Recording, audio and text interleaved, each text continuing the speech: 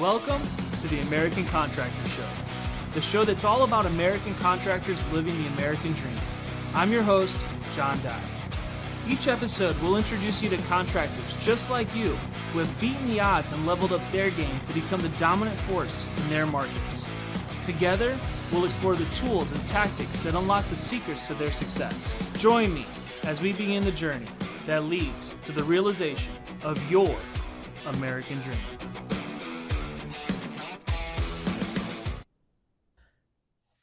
And welcome everyone to the Thursday edition of the American Contractor Show. I am your host, John Dye. Thank you so much for joining us today and being a part of the continuation of the American Contractor Show. So it's so good to have you here today and to get to discuss what we're going to discuss today, because I'm excited that we have some amazing guests that are going to bring some really good knowledge to us that I think is really pivotal to your success as a business, and some of the things that elite contractors and elite business people think about that really takes things to another level. So I'm excited to talk about qualifying customers and how to choose good customers and what that even means. And it's going to be a really cool discussion. So it's going to be a lot of fun. We have Matt Danskin with us and Becca Switzer.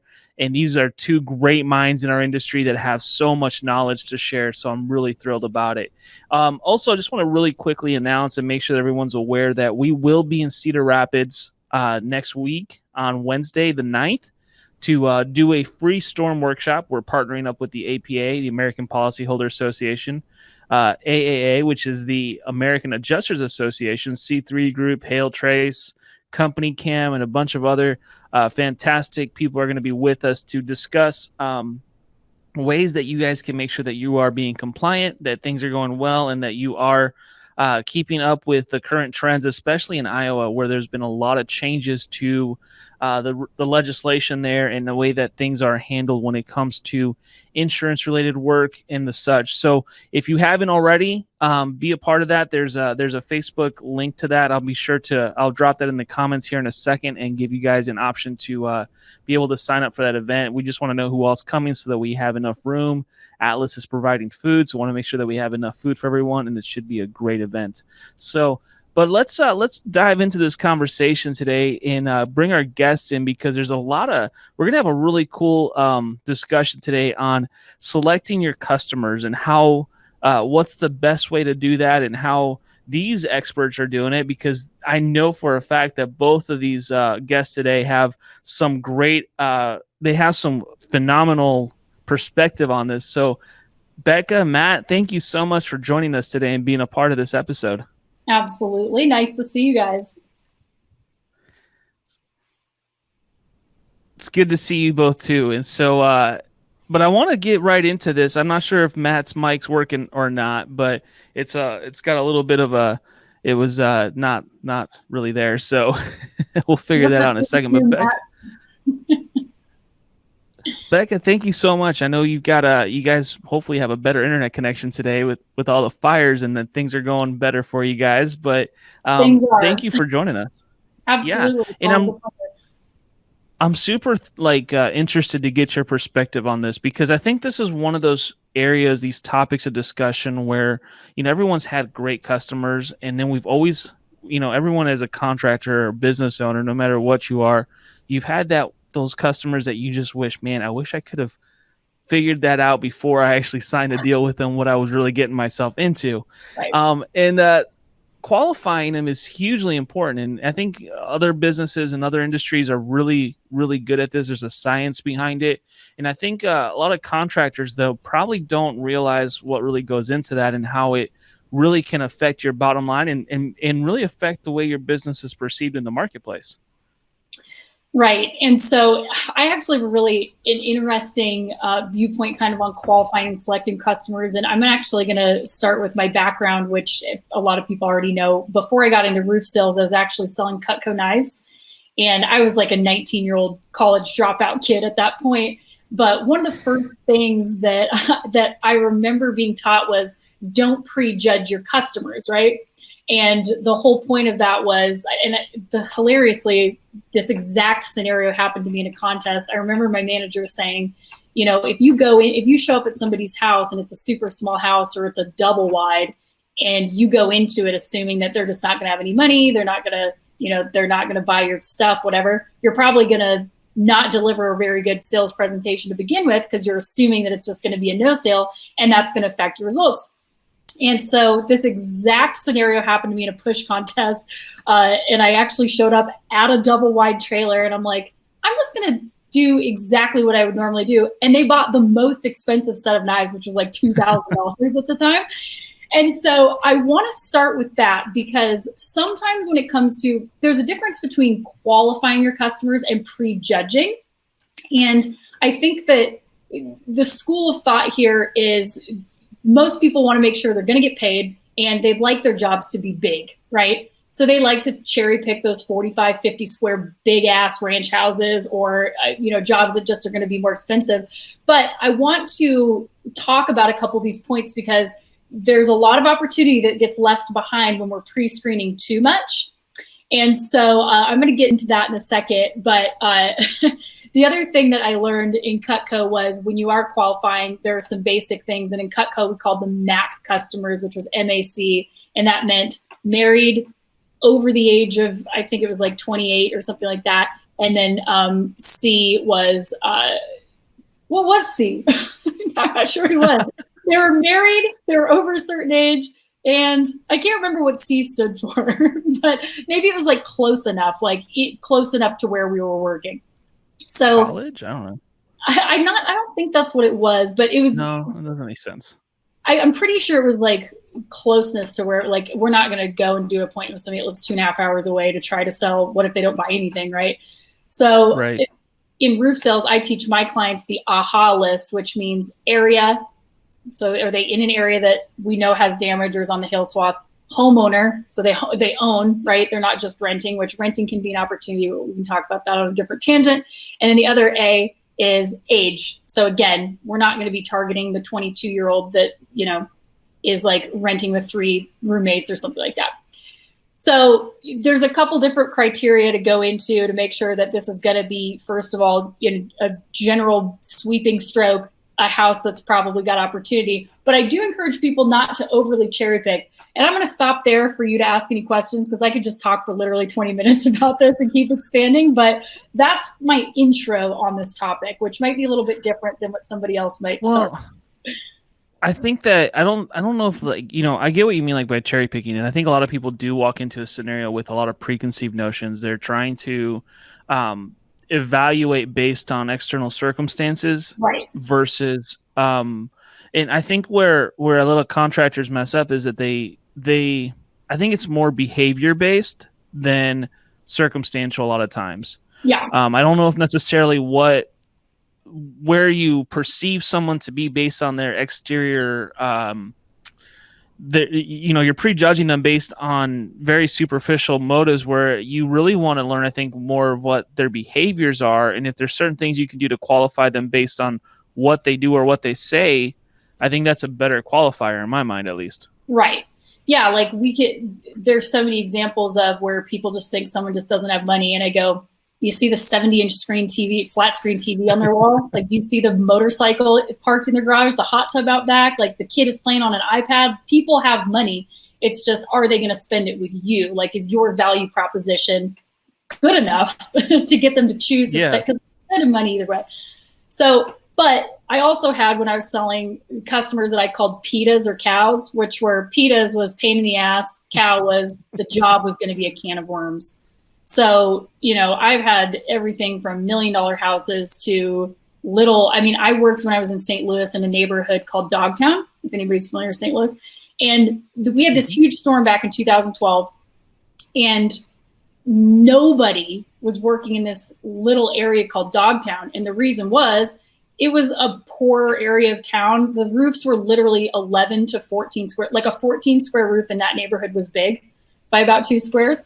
And no one was working in there, but there was a bunch of houses with aluminum, and everybody else's attitude was they're not going to be able to pay their deductible. The jobs are going to be small, or they're going to keep the insurance money. Well, I didn't go into it with that attitude, and I owned that neighborhood, and I was turning those little jobs into like $25,000, $30,000 jobs because of the aluminum siding. I was getting gutters, awnings, windows. So again, I want to really encourage people not to overly qualify based on judgments, because that will sometimes hinder you. Mm-hmm. No, and that's absolutely right. Matt, let's see if your mic's working now. You should be good, right? No, dude, you're not good. I'll keep talking. Yeah, let's figure this out. No, well, and I think the reason why this conversation is so valid, though, is I happened to see something online the other day where there was someone that was there was a website starting up that was basically like rate your customer or whatever. And so they were going to start like giving customers some sort of ratings to where you could like basically see if this person is someone you want to do business with as a business and versus someone you don't. Yeah, essentially like an Uber rating. Yeah. And so kind of interesting scenario there, because this is kind of flipping things on its head, because especially like in today's day and age with internet and everything else, like it's almost like all these businesses are being so scrutinized, but a lot of times some of the issues that you have as a business owner aren't necessarily always your fault. Sometimes customers are just sold things that they really should have never been sold in the first place, right. Or possibly they were it's not always the business's fault, though. A lot of people have buyer's remorse. They have all these things that come into play that is generally their fault for whatever they bought. Right. Do you feel like, and I know with your trainings and stuff, do you guys like focus on training on how to qualify a customer to really understand what their true intentions are, or try to figure that out? Not specifically with intentions, but I would say that there are, you can teach people kind of the red flags. Like, for example, if you notice right away somebody complains about everything, like the second you meet them, they're complaining about everything about their house, their kids, their neighbors, the news. That person is impossible to please. And I would be like, my spidey senses would be going off, because it doesn't matter what I do. If there's a piece of dust on the fascia metal when I finish the job, they might not pay me or whatever. So you want to be careful for behaviors like complaining. You want to be careful for people who are like making a huge deal about the price all the time from the very beginning, because you're like, all right, are they going to be a nickel and dimer? Is this somebody that is going to waste my time? Like, I'm going to do all this stuff for them, and then they're going to have their brother-in-law do it, especially in storm restoration. It's kind of like the same stuff with what realtors deal with. Like, they do all the work, and then they're like, well, actually my sister does it, so I'm going to buy it from her. Right. So I think there are red flags, but I try, again, my attitude is a little bit more like, don't disqualify too much, because that can be a bad habit that people do. And I see a lot of new salesmen go out into neighborhoods and they disqualify way more opportunities than they should when you teach them that. So I think it's really kind of a learned behavior, like you were talking about, John, a second ago. It's really more of a behavior that you pick up on. And I think that with experience, you start to notice personality types, habits, things that people say, and you're like, okay, this seems like it might be one of those customers. But again, you can't really know that for sure. So it's not a science. I think you have to really just kind of learn it as you go. Yeah, for sure. Matt, man, I don't know what's going on with your mic, brother. Matt, you got it. Is it something easy, like the bottom of the screen, or mute? It's all good. No, and I totally agree with you. And I think that there's got to be a certain level of, maturity that comes when you start to sell more and more roofs. You start to become more comfortable in your sales process. You start to become more, more experienced. Yeah. You learn these things as you mature in your career. My question is how do we fast forward that to like start to learn like what those things really look like? I mean, you can really only tell anecdotally, like for me anyway, share experiences. Like, this is something that this customer was doing, and I knew it was weird in the beginning. And as it turned out, they ended up, doing XYZ, keeping the money, giving me a really hard time, making us come back 25 times to fix like the dumbest shit. Right. So, right. To be honest, like, that's really, I put more emphasis on just creating as many opportunities as humanly possible than weeding people out. That really my advice just banks on like your experience picking up on the little things that could be a PETA or a cow customer, and then really just, I mean, focusing on maximizing referrals is a huge thing, because I know that if my customers who I love are referring me to their friends and family, like attracts like, cool people hang out with other cool people, sour people hang out with other sour people. So I guess in my personal experience, John, like I focus less on worrying about qualifying people so much and more on just maximizing my referrals and creating as many opportunities as possible, understanding that I was going to have a couple pain in the ass customers because I just had so many customers, if that makes sense. So you just made it up in volume and worked your way through it that way?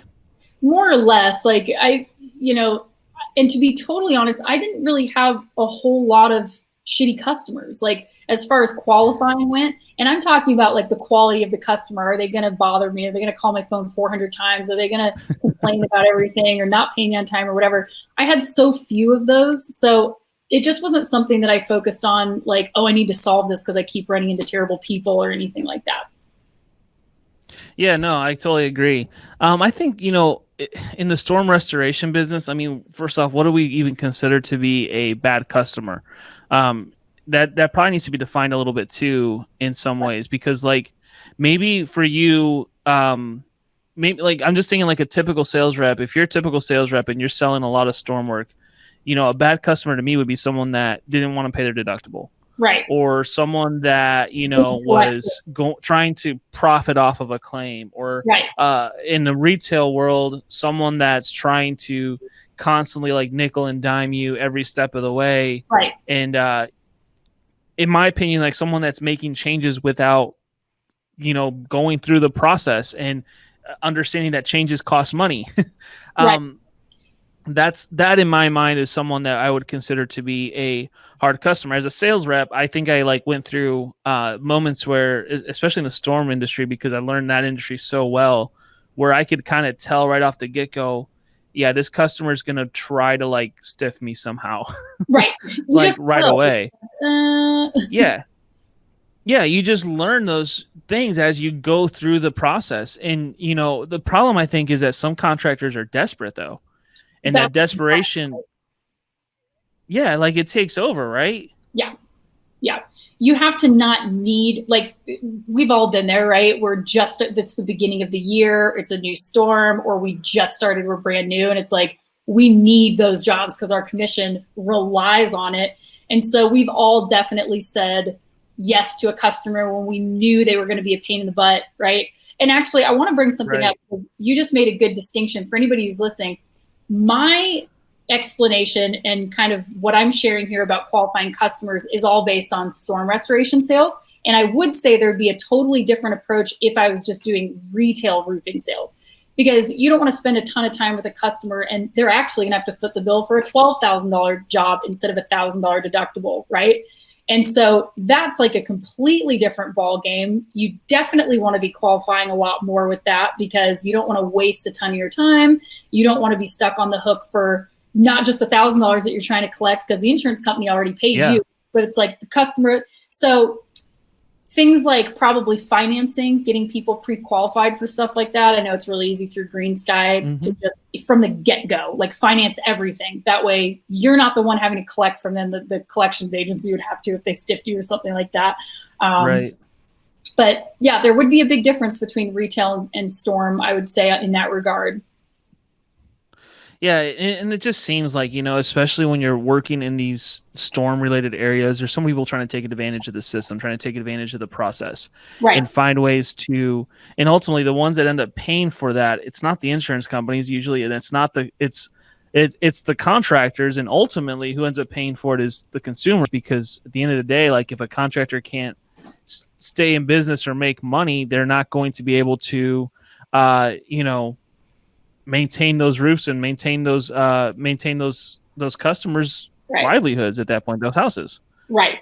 So, and I think that's why I think it's so important. And I know, like, when I deal with, just thinking of like a different industry, for example, like the car industry, If you're going to go out and buy a Lexus or, a BMW or something really high end, it's a whole different experience than if you're going out and buying, a Kia, for example. Not that there's anything wrong with a Kia, Right. but you know what I mean? Like there's a different level of the way that they attract their customers, because the people that know they're going to buy a Lexus are going to buy a Lexus. Right. What's some of the ways that contractors can better position themselves as, the Lexus of the industry versus the Kia of the industry?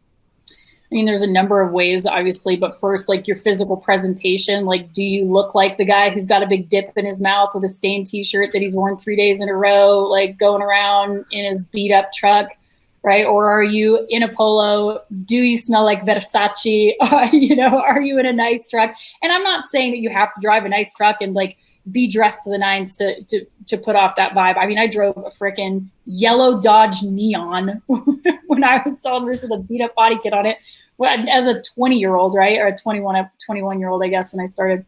So, but first, appearance, how you carry yourself, your sales presentation is huge on this. Like, are you educating your customer? Are you giving them a ton of information? Are you positioning yourself as the authority or the expert in your space? That has a lot to do with it. Like sales also has to do with how you're making your customers feel. Like the way that you carry yourself and present your information and make your offer and explain the price and all of those things really are either going to position you as an expert or they're going to make you look like a hungry, desperate coyote. So that's really important. I would say sharing testimonials and reviews that you've got from your past customers, like pictures before and afters, like of projects that you've done. All of those things work together to make you look like the best choice, doing the best quality job, using the best quality materials, all of that stuff. Yeah. I think it all comes down to what you just said, the positioning. And positioning requires you to, I think we talked about this during the truck episode, but I'm really big on like brand guidelines and identities, because your brand and your identity, your culture, who you are, like what you stand for, like what your business is. A lot of people don't, they just like, oh, I just started a business. I came up with this name.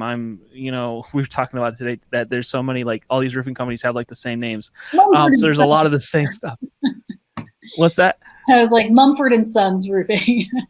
There you go. No, but I mean, at the end of the day, like they think it's just their identity is just the name of their company, but it's so much more than that. It's not just the name of your company and a logo. It's, what your defined cultural expectations are for your business. Right. And that all goes into how you're positioning yourself. If you're just going to like what brand of shingles you go with, whatever, all these little things are obviously going to set you on a certain level on the pecking order of roofing companies, essentially. Right. And like, what do your before and afters look like? What kind of projects are you doing? Like if your company is posting pictures of doing $1 million houses, then somebody who's in $1 million house is like, oh, they do houses like mine.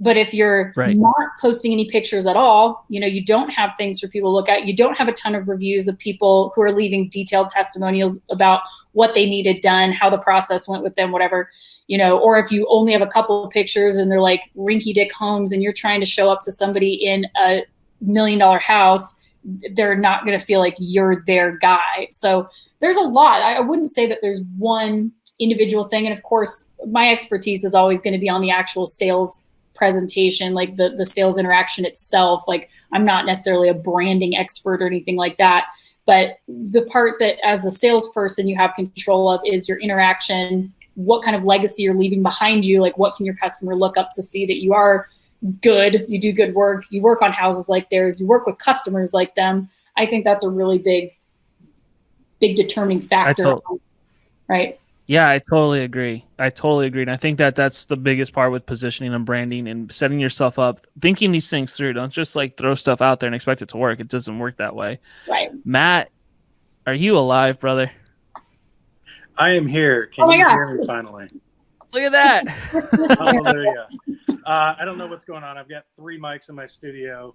None of them seem to be working. Dude. I'm on my cell phone right now. So, but can you use American Sign Language? Yeah, I don't know that, and I didn't have time to learn it. So I was really excited to be on this podcast with you because this is a topic that I love. I was pulling my hair out. You couldn't hear me because even though, Becca, I hear great things about you, I really come at this from a very different angle. I think that business-wise, I think it's critical to filter down the business that you want, especially in the insurance side of things. And that's the whole thing that I teach and what I do.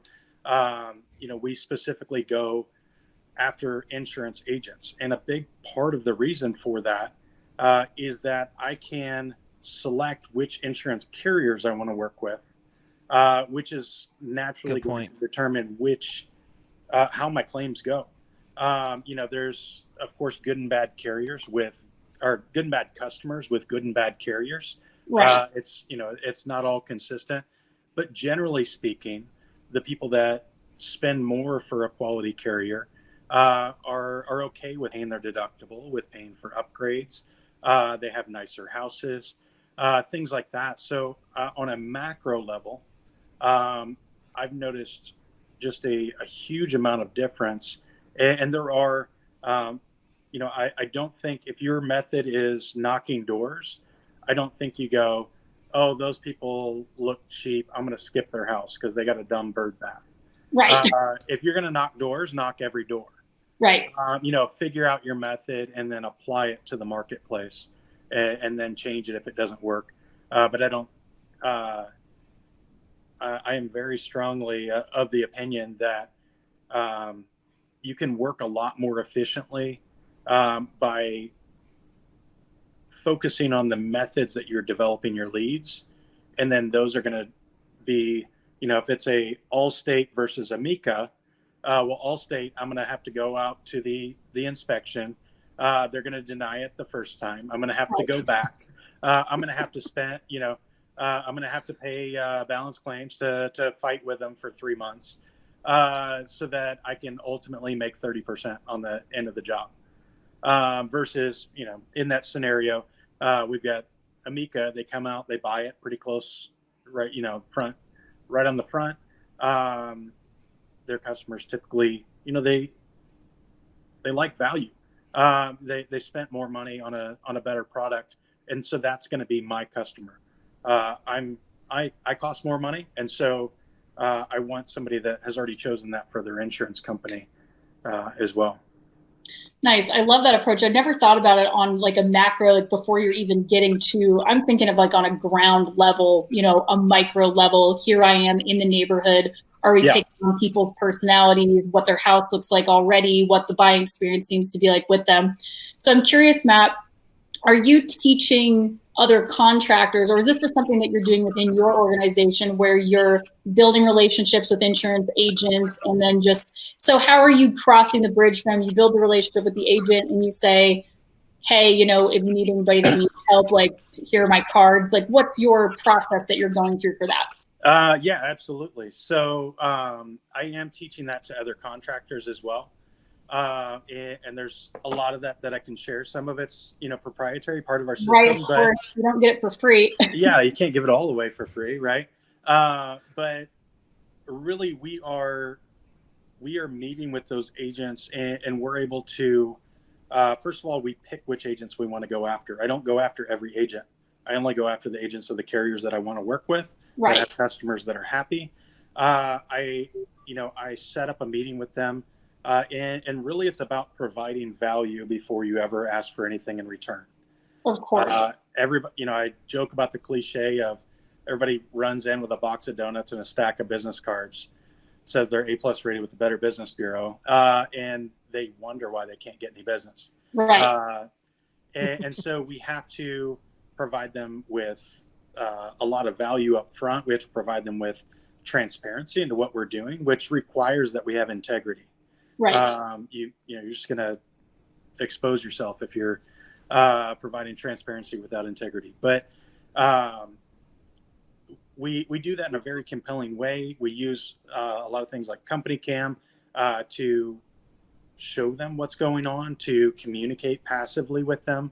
And then rather than handing them a stack of business cards, we use actually a scheduling system. So this is something that I'm huge on. You're talking about Uber earlier. If I did a video, I think yesterday, if you went on Uber and they had a contact us form and hopefully somebody's going to call you back in 2 hours, you wouldn't use Uber.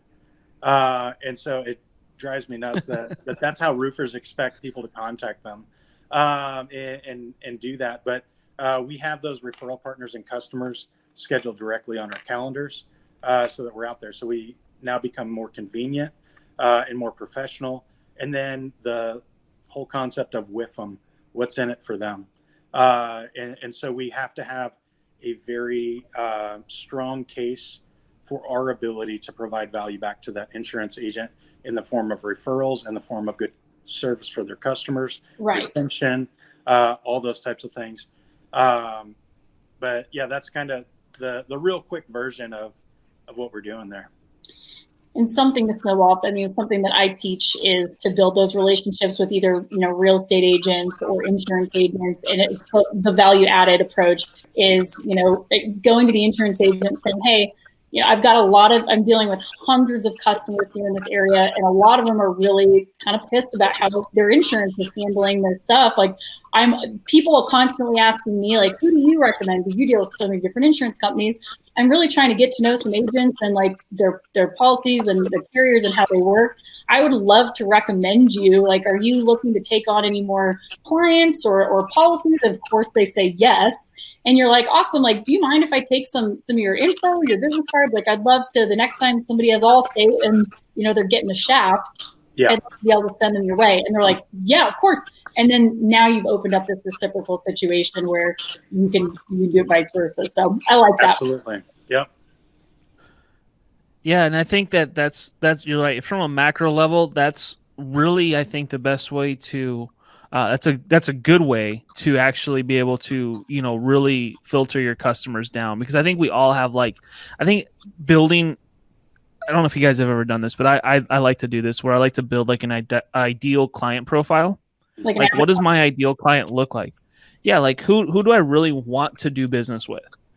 And like, what does that customer look like? Like you were talking about your profile that you guys were using at Cutco.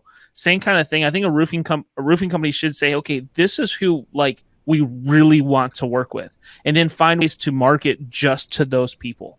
Right. But you have to have that revelation, or that like the premonition that you're going to like, this is what we're looking for. This is who we want. This is what. So spend some time with your business, with your team, and like figure out what that client profile looks like. Right. And build that out, and that way you know who you're targeting to. Right. And I think that's where a lot of us contractors just we're not thinking about that. We're knocking on doors. We're just taking what we can get. We're selling. So many people are selling the free roof idea, or the free whatever, and that's like the ultimate way to get bad customers, I think. Yeah. Right. And so this is a cool conversation, though, because I think there's a lot of really good observations here, a lot of good viewpoints. You guys have both have such great systems that you guys are teaching to contractors. I recommend both of your systems all the time, and I think that it'd be something that we could definitely discuss for hours. But Becca, you guys are doing Roof Sales Mastery. Matt, you guys are doing the restoration, the referral system, right? I really appreciate both of you guys so much for what you guys are doing for our industry and the information you guys are providing. John, we appreciate you. Thanks for always having great conversations, delivering value, and facilitating these conversations. So, thanks for having me on, John. I look forward to reciprocating and having you on my show, which I need to get ready for here shortly. Sure yes, it's just in a few minutes here. If you guys don't know, Matt's got a really cool show. They do talk about it, Matt. I know it's about books and stuff. So yeah, sure. So we're doing today is at 3 is episode 3 of the Restoration Industry Book Review. And so basically it's just a bunch of industry reps or industry experts from all over the place coming together, reviewing books that have made an impact in the industry and in their lives. Some of them are industry related, some are not. today is going to be Level the Playing Field with Steve Patrick, who wrote the book, as well as TJ Ware. So some cool, really great minds in the industry. I'm excited about sharing that. So you guys check that out. And John Dye is going to be on the show. I don't know which week yet. Well, I look forward to it, dude. I'm excited about it. I got to read some books, I guess, to get caught up. So no, dude, I appreciate it. Becca, Matt, thank you guys so much for being here. I think we'll see both of you guys at RoofCon in in a month and a half now, or a month. Right. It's not that long. Yeah, so I'm excited to see both of you guys, and we'll definitely hang out there, and we'll throw some content out there and help more people out. But thank you so much for being here. Absolutely. It's been a pleasure. Matt, nice to meet you. All right, you as well. Thanks. Bye. Bye, gentlemen. So, folks, that's Matt Danskin and Becca Switzer. Great minds that I'm so excited that we're able to be on the show today, because this was a really cool discussion about, picking and choosing customers. This is one of those things that if you become really good at it, it can change your entire business. If you become really good at qualifying, really good at choosing who you want to do business with, building that ideal client profile, it'll make a huge difference for you and your entire business. So thank you so much for joining us. On Tuesday, this next episode, we have on the schedule the one and only Mr. Jim Johnson, who's going to come on here fresh off of his sabbatical. He escaped wherever he's hiding from and sent me a message about a week ago, said, John, I got to come on the show. I got to share some great information that I'm coming up with here. He's out in the woods somewhere, roaming around in a tent, literally, no joke. And so I'm really excited that we get to be the first ones to hear all about it. He's writing a book, I hear, doing some really cool stuff. So make sure to tune in on Tuesday, day after Labor Day. We're going to get together on September 8th, and then September 9th, be sure to come out to Cedar Rapids. Then on the 16th, we're going to try to get out to somewhere near Lake Charles, Louisiana, and help you guys out down there and do the same thing, do a contractor workshop, a free storm workshop just for you guys to help you as you guys are serving those communities that have been severely affected by storms, both in Cedar Rapids and down in Lake Charles, Louisiana. So I look forward to both of those events. Be sure to check us out online and follow us on YouTube, Facebook, wherever you guys get your content. We're all over the place now. We're shooting out more content as we go, and I look forward to it. But thank you so much for tuning in. Thank you so much to our sponsors, to Atlas, Contractor Coach Pro, Hail Trace, C3 Group, Roof Scope, the Catalyst Group, Balance. Thank you so much for letting us use your studio, and we look forward to seeing you guys soon. Have a great Labor Day holiday weekend. We'll see you guys. Thanks. Thanks so much for watching today's show. Make sure to like and subscribe our pages so that you can stay up to date with every episode. And by the way, this show is all about you, the American contractor. Be sure to comment, let us know what you want to hear about and what subjects you want us to touch on. We'll be sure to include them in a future episode. Thanks again, and I hope you have a great day.